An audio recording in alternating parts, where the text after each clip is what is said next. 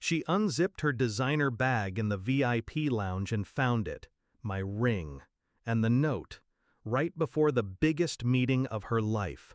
She froze, fingers trembling on leather, like the past had just crawled into her throat. I imagined her face, polished, poised, lips glossed and parted, cracking. She thought she buried me in silence. She forgot I bury cleaner. 6 months earlier, she told me she loved me. Said it with her head on my chest and a glass of wine in her hand, still dressed in her power suit. I'd just helped her rehearse the board pitch that got her promoted. Back then, I believed in her more than I believed in gravity. She said we were building something. She just didn't say it was on top of me. It started small, a text she flinched at, a trip that went from 3 days to just one more night. Then the scent, his cologne, not mine, on the scarf she swore was dry cleaned. Still, I waited. Not because I was weak, because I was measuring the collapse. And when it came, it was quiet. An email left open on her laptop. He called her Miss CEO. She called him Plan B if this doesn't work. This was me. I didn't rage, didn't throw things or beg for honesty. I watched, studied, smiled in all the right places. She thought I was slipping away. I was slipping the knife under the table. She had this routine. Every major meeting, she'd bring her bag early to the airport lounge, like a ritual.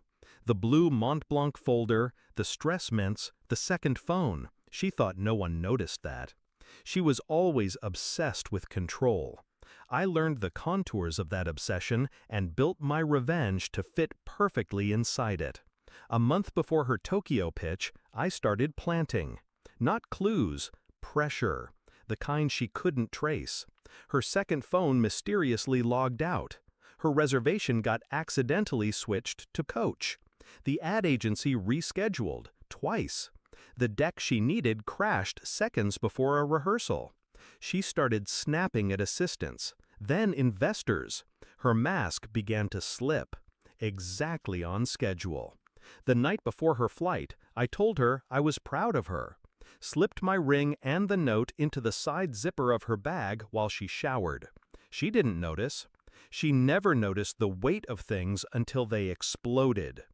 The note was simple, just 12 words. You lied to the one man who kept all your secrets safe.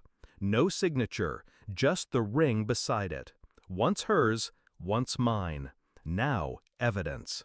She always said it symbolized trust, so I made it a weapon. In that lounge, she would have been seconds from walking into the boardroom, flanked by global execs, billion-dollar slides waiting on screens.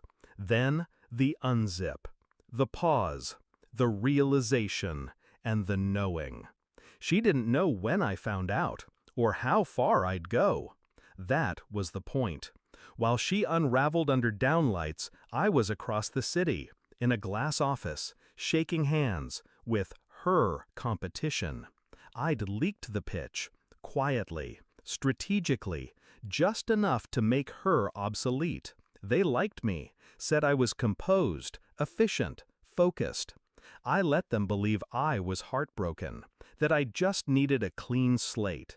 They never saw the blade I carried behind the grief. She didn't lose the deal that day, she lost the seat. They saw her shake, saw her lose timing, rhythm, control. They don't give empires to people who bleed in public. She came home 2 days later, didn't speak, just stood in the doorway, bag still zipped. I was on the couch, book in hand, pretending I hadn't watched it all unfold from 12 angles. She finally whispered, "You did it, didn't you?" I didn't look up. "You left me first," I said. "I just made sure it stayed that way." She didn't cry. She was too proud for that. She just sat down, stared at her hands, and finally understood. All those things I helped her build, they were under my name. The patents, the domain, the prototype.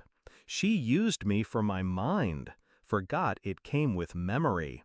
I left that night, took nothing but my coat.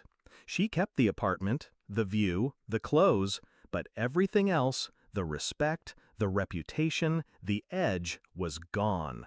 She still walks into rooms like she owns them, but now people glance, then whisper, then look away. I didn't need to destroy her, just remind her who held the match. Some betrayals don't need noise, just a quiet moment, a ring in a bag, and the perfect time to unzip.